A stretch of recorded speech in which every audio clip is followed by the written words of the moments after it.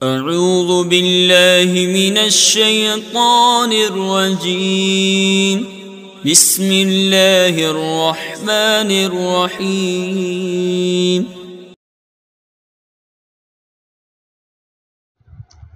بسم اللہ الرحمن الرحیم۔ میں مجاہد حسین رضوی، استاذ دارالعلوم غریب نواز الہ آباد درجہ خامسہ کے متعلمین سے مخاطب ہوں اور سراجی فی المیراث کا درس دینے جا رہا ہوں۔ تصحیح کے تعلق سے میں نے کچھ بنیادی باتیں کل کے سبق میں آپ کے سامنے بیان کی تھی۔ آج اس کی تفصیل مجھے پڑھانی ہے۔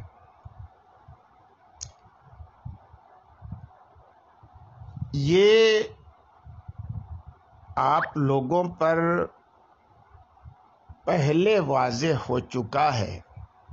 وہ 33 مسائل جو مشق کے لیے میں نے آپ کو دیے تھے، ان مسائل سے آپ پر اس بات کی وضاحت ہو چکی ہے کہ بسا اوقات ایک ہی قسم کے چند وارث ایک ساتھ اکٹھا ہوتے ہیں۔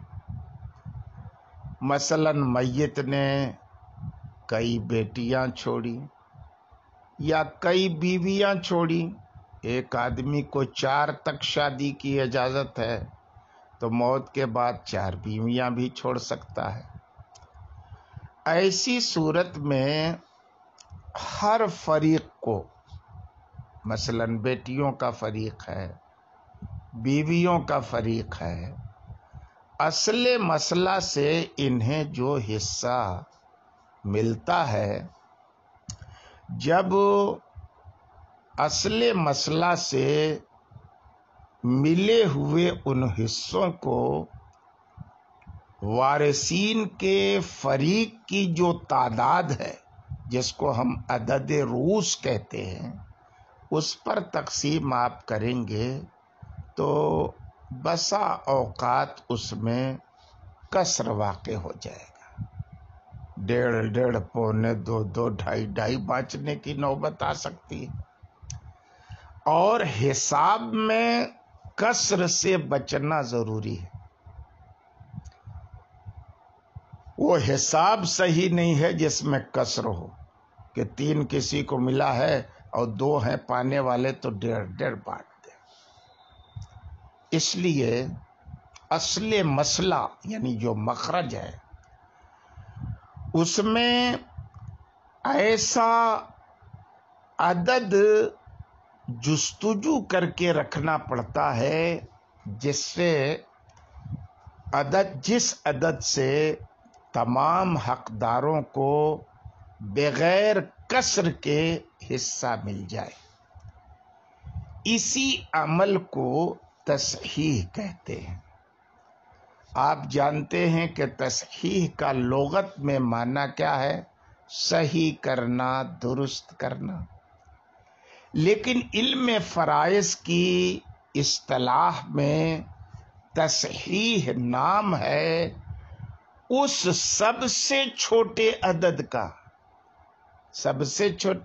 کا، کہ اگر اس سے مسئلہ بنا دیا جائے تو تمام حقدار وارثین تک بغیر کسی کسر کے ان کا حصہ مل جائے۔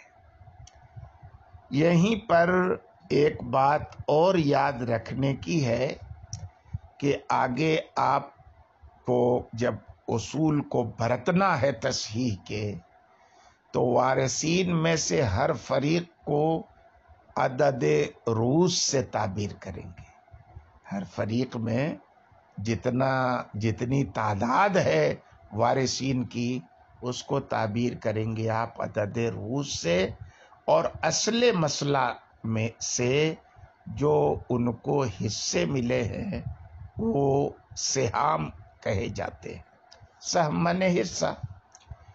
یہ باتیں جب آپ کے سامنے آ گئیں تو اب میں عرض کرتا ہوں کہ تصحیح کے کل 7 قاعدے ہوتے ہیں۔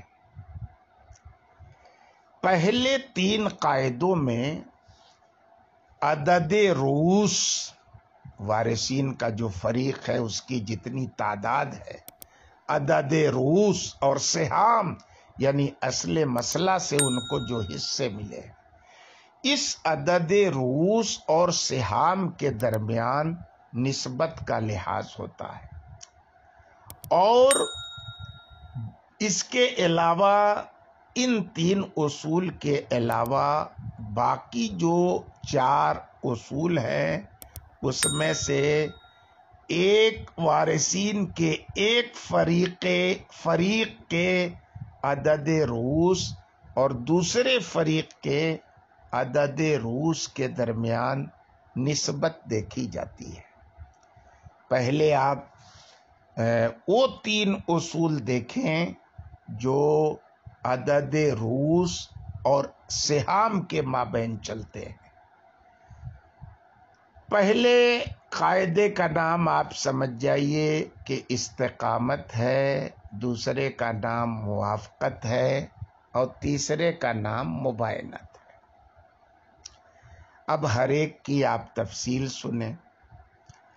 اگر مسئلے میں ہر فریق کو اصل مسئلہ سے جو حصہ ملا ہے یہ ان کے رؤوس پر برابر تقسیم ہو جائیں تو پھر یہاں تصحیح کی ضرورت نہیں پڑتی، بلکہ مسئلہ جس عدد سے بنا ہے وہ جوں کا دوں برقرار رہتا ہے نا؟ کیونکہ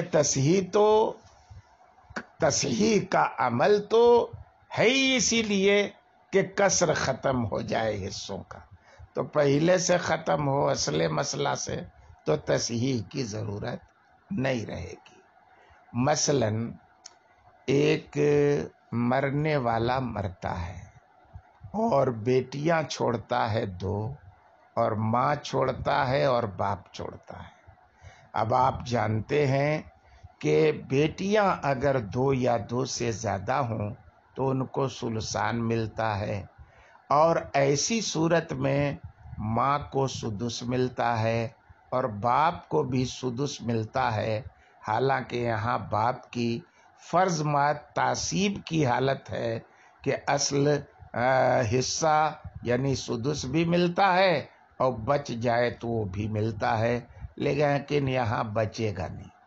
تو جب سدس اور ثلثان اکٹھا ہوں تو ظاہر ہے چھوٹا والا حصہ سدس ہے اور اس کا مخرج 6 ہے، تو اسی سے مسئلہ بنے گا۔ 6 میں سے آپ 1 ماں کو دیں گے، 1 باپ کو دیں گے، لڑکیاں 2 ہیں ان کو ثلثان 4 دیں گے، اور یہ 4 حصے 2 لڑکیوں کے مابین برابر مل جا رہے ہیں، تو کسی کے حصے میں کسر نہیں ہوا، اور جس عدد سے آپ نے مسئلہ بنایا تھا تو وہی تصحیح بھی ہو گیا۔ اچھی بات ہے۔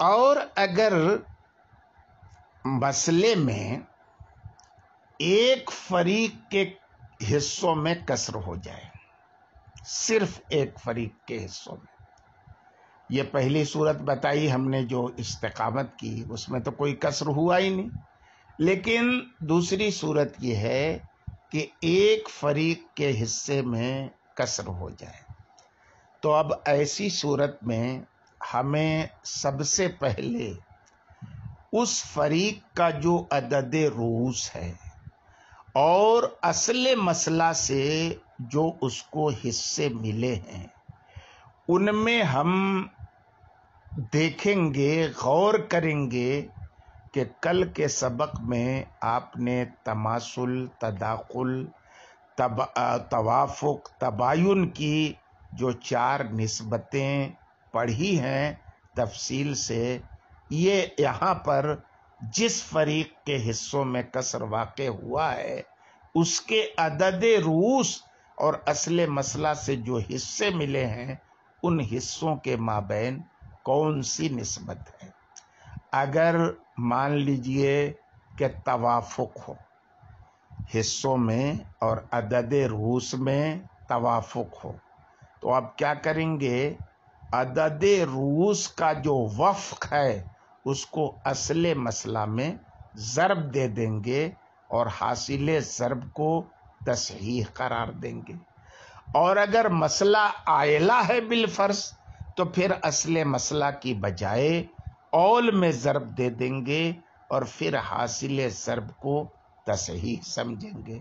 मसलन एक आदमी मरता है और बेटियां छोड़ता है 6 और माँ छोड़ता है, बाप छोड़ता है, तो जाहिर है बनात का यहाँ सुलुसान है, 2 से ज़्यादा हैं, 2 और माँ का सुदुस है, बाप का भी सुदुस है, तो मसला तो 6 से बना। 6 में से हमने सुलुसान बनात को 4 दे दिया, माँ को 1 दे दिया, बाप को 1 दे दिया, तो माँ 1 है 1 मिला, यहाँ कसर नहीं, बाप 1 है 1 मिला, कसर नहीं। लड़कियां 6 हैं और इनको हिस्सा मिला है 4, तो 4 6 जगह बराबर बराबर तो नहीं बढ़ सकता, बल्कि उसमें तोड़ करना पड़ेगा, है ना। तो अब 4 को 6 जगह बांटेंगे तो कसर हो जाएगा, 1 1 पूरा आएगा नहीं। तो अब हमने सबसे पहले क्या देखा कि बनात का अदद रूस 6 है और असले मसला से जो उनको हिस्से मिले हैं वो 4 है। 4 और 6 में ये तवाफुक बिन्निस्फ है कि 2 ऐसा अदद है जो 4 और 6 दोनों को काट देता है, 2 दूनी 4 और दूतिया 6। तो अब तवाफुक बिन्निस्फ हुआ तो बनात की जो 6 है तादाद वो घट के हिसाब में आधी रह जाएगी और वक्फ निकलेगा 3। चूंकि तवाफुक बिन्निस्फ है तो निस्फ वक्फ निकालेंगे 6 का यानी आधा, तो 3 होगा। इसी वफ्क को यानी अदद रूस के वफ्क को जो तवाफुक बिन्निस्फ की सूरत में 6 3 हो जा रहा है उसको हम असले मसला में ज़रब दे देंगे तो 36 18 हो जाएगा। अब आप देखें यहीं पर कि मसला अब 3 गुना बढ़ गया है, पहले 6 से बना था अब 18 से बन रहा है। 3 गुना मसला बढ़ गया जब, तो अब जाहिर है असले मसला से जिस वारिस को जितने हिस्से मिले थे वो भी 3 गुना बढ़ जाएंगे। तो अब लड़कियों को 4 मिला था तो 3 गुना बढ़ के 12 हो जाएगा और 2-2 बराबर बराबर 6 बेटियों के बीच बढ़ जाएंगे। और माँ को जो 1 मिला था वो भी कितना हो जाएगा, 3 हो जाएगा। और बाप को जो 1 मिला था वो भी 3 हो जाएगा। माँ को 3, बाप को 3, 6 और लड़कियों को 12, 12 6 18। अच्छी बात है। अब तस्हीह हो गई है ना, अच्छी बात है। अब दूसरी मिसाल आप इसी चीज की देखें कि कोई आदमी मरता है और लड़कियां छोड़ता है 10, है ना, और माँ छोड़ता है, बाप छोड़ता है। यहाँ भी मसला 6 से बना है ना, और बनात को 4 मिला सुलसान, माँ बाप को 1 1 मिला। 4 और 10 में भी वही निस्बत है तवाफुक बिन्निस्फ की, 2 दूनी 4 2 5 10। पहली सूरत में वफ्क निकला था अदद रूस का 3, 3 को ज़रब दिया था। दूसरी सूरत में अब कितना निकल रहा है, 10 का निस्फ 5, 5 को ज़रब दिया 6 से, 6 5 30 हो गया। अब मसला कै गुना बढ़ गया, 5 गुना बढ़ गया। तो 10 लड़कियों को जो 4 मिला था 6 से, अब ये जब बढ़ जाएगा 5 गुना तो 4 बाचे 20 हो जाएगा और 2-2 हिस्से लड़कियों को मिल जाएंगे। और माँ को 1 मिला था, ये भी 5 गुना हो जाएगा, 5 मिल जाएंगे, बाप को 5 मिल जाएंगे। ہے نا؟ اچھی بات ہے۔ اب فرض کیجئے کہ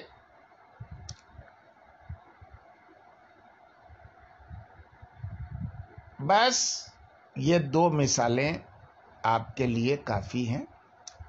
آج کے سبق میں اتنا ہی، باقی انشاءاللہ کل۔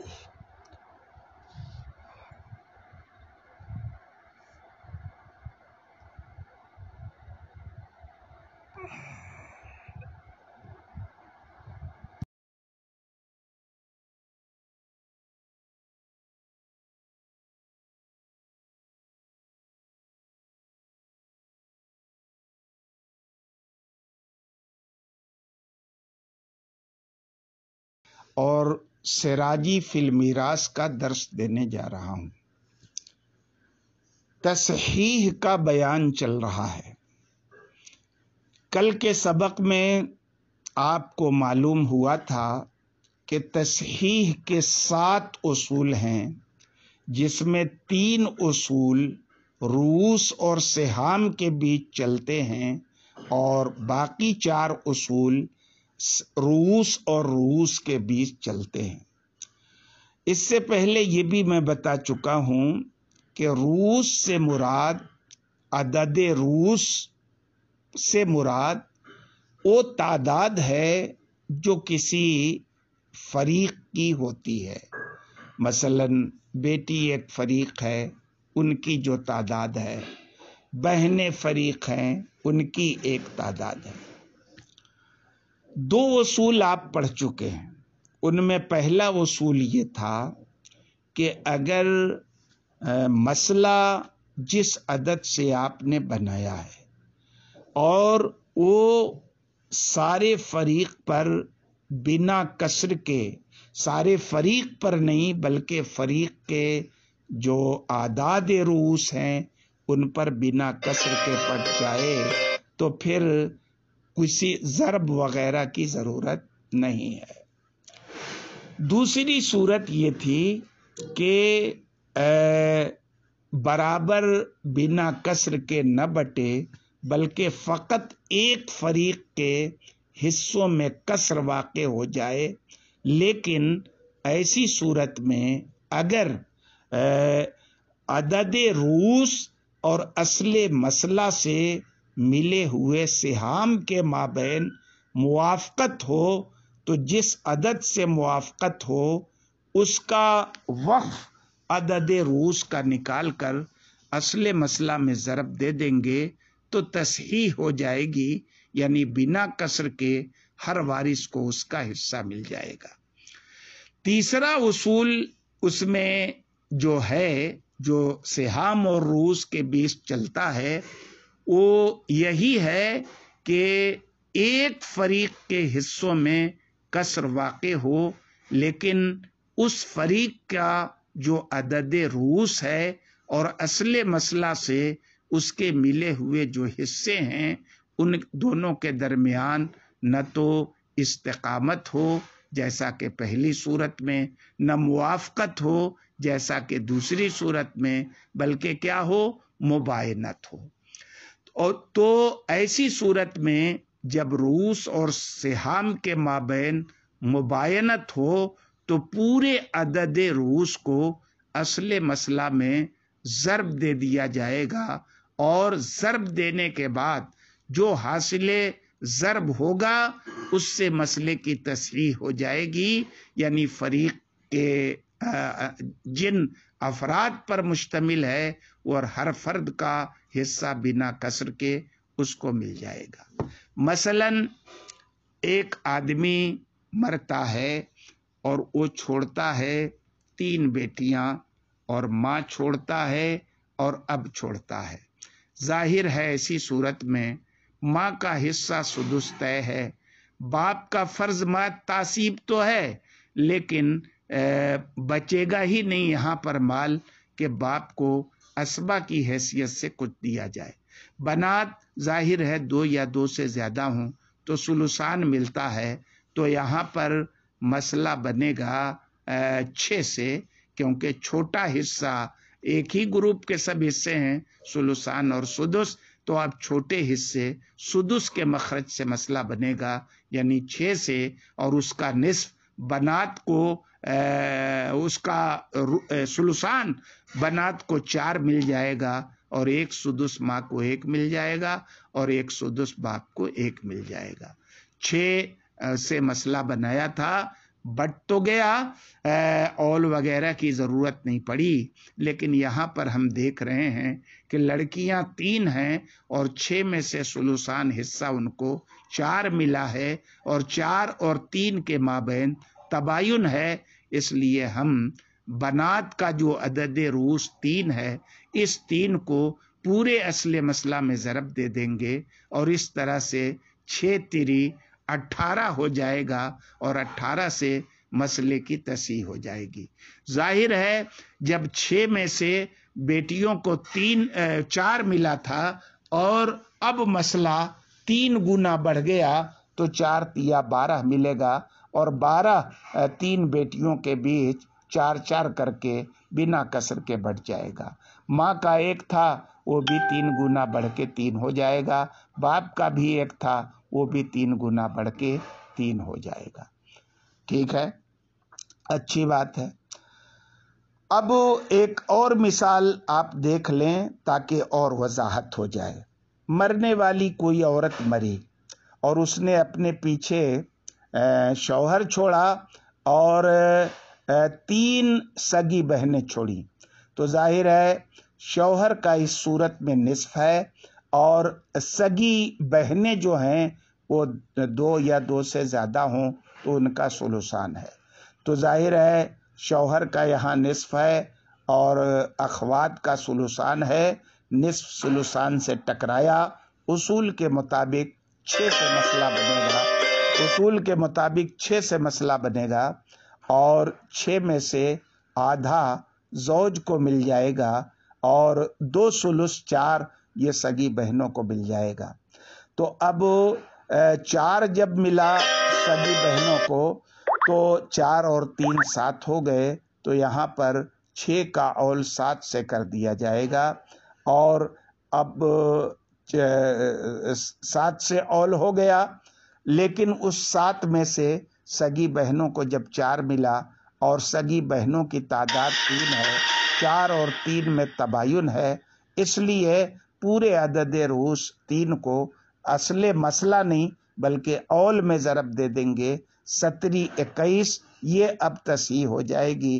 تو اب جب 7 میں سے 4 ملا تھا اور مسئلہ اب 3 گنا بڑھ گیا، تو 4 تیا 12 ہو جائے گا، اور 3 بہنوں کے بیچ 4 4 بڑھ جائے گا، اور زوج کا 2 تھا، یہ بھی 3 گنا بڑھ گیا، تو اب نہیں 3 ملا تھا 6 میں سے، نصف ملا تھا 3، تو اب یہ بھی 3 گنا بڑھ کر کے شوہر کا حصہ 9 ہو جائے گا۔